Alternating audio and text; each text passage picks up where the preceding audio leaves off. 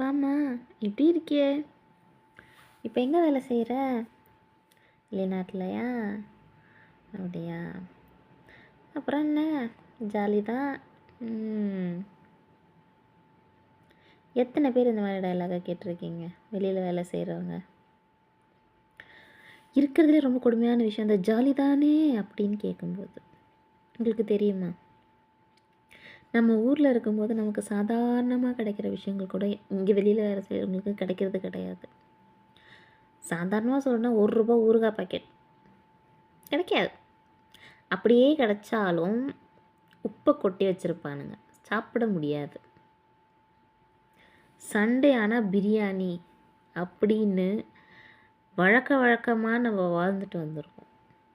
ஆனால் என்னைக்கு வெளியில் வேலைக்குன்னு கிளம்புறீங்களோ அன்னையோடு அதை மறந்துடணும்.